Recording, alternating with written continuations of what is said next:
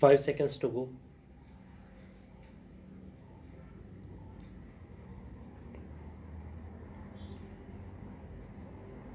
Start. India's Mars mission was powered by a team of extraordinary women, and our sisters and daughters are not far behind in other areas too. Women's empowerment and gender equality are no longer mere slogans, as we have made great progress towards these ideals in recent years. With people's participation in Beti Bachao Beti Padhao campaign, women's representation has been rising in every sphere of activity. During my visits to various states, educational institutions, and while meeting delegations of various professionals, I am amazed by the confidence of young women.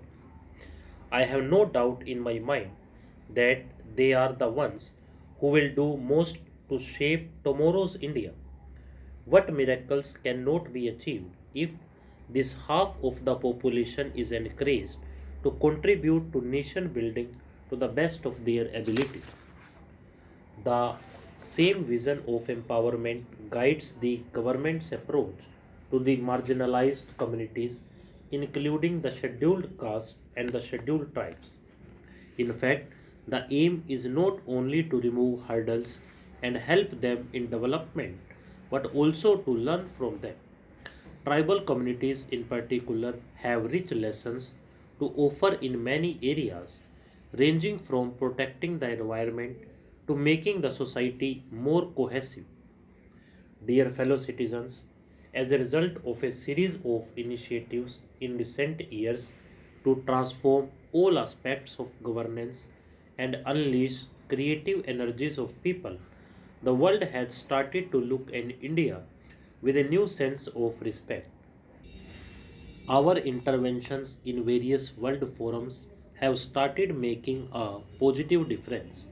The respect that India has earned on the world stage has resulted in new opportunities as well as responsibilities. This year, as you know, India holds the presidency of the group of 20 nations. With our motto of universal brotherhood, we stand for peace and prosperity of all. Thus, the G20 presidency is an opportunity to promote democracy and multilateralism and the right forum for shaping a better world and a better future. Under India's leadership, I am sure G20 will be able to further enhance its efforts to build a more equitable and sustainable world order. As G20 represents about two-thirds of the world population and around 85% of global GDP, it is an ideal forum to discuss and find solutions for global challenges. To my mind, global warming and climate change are the most pressing among them. Global temperatures are rising and incidents of extreme weather are increasing. We are faced with the dilemma to lift more and more people out of poverty. We need economic growth, but that growth also comes from fossil fuel. Unfortunately, the poor bear the brunt of global warming more than others. Developing and popularizing alternative sources of energy is one of the solutions. India has taken a commendable lead in this direction by giving a policy push to solar energy and electric vehicles. At the global level, however, emerging economies need a helping hand from advanced nations in the form of technology transfer and financial support. To maintain the balance between development and environment, we have to look at the ancient traditions with a new perspective. We need to reconsider our basic priorities. The scientific aspects of traditional life values have to be understood. We must once again rekindle that respect for nature and humility before the vast universe.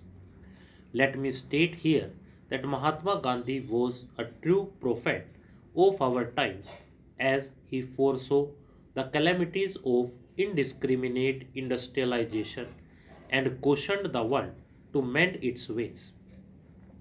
We need to modify our lifestyle if we want our children to live happily on this fragile planet. One of the changes suggested pertains to food. I am happy to know that the United Nations accepted a suggestion from India and declared 2023 as the International Year of Millets. Millets were essential ingredients of our diet and they are making a comeback among sections of society.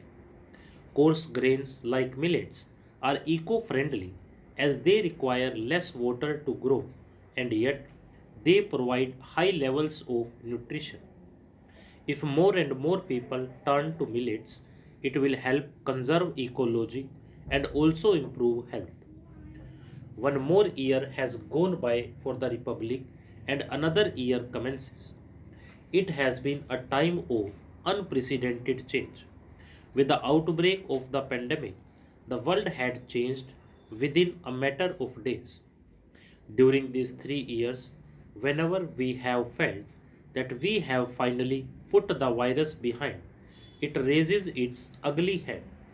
However, there is no need to panic because we have learned in this period that our leadership, our scientists and doctors, our administrators, and corona warriors will make every possible effort to meet any situation. At the same time, each of us has also learned to not let our guard down and remain alert. Dear fellow citizens, generations of people working in different fields deserve praise for their invaluable contribution in the development story of our republic so far. I commend the roles of farmers, workers, scientists, and engineers whose combined strength enables our country to live up to the spirit of Jai Jawan, Jai Kisan, Jai Vigyan, Jai Anusandhan. I appreciate every citizen who contributes to the nation's progress. I also convey my greetings to our diaspora, the great ambassadors of India's culture and civilization. On the occasion of Republic Day, I convey my special appreciation to our Jawans who guard our borders and are ready to make any sacrifice for the country. I also express my appreciation for all the brave soldiers of paramilitary forces and police forces who provide internal security to their fellow citizens. I salute all the brave hearts of our armed forces, paramilitary forces, and police forces who laid down their lives in the line of duty. I convey my blessings to all the dear children for their bright future. Once again, I extend my best wishes to all of you on this Republic Day. Thank you. Jai Hind, Jai Bharat. Stop.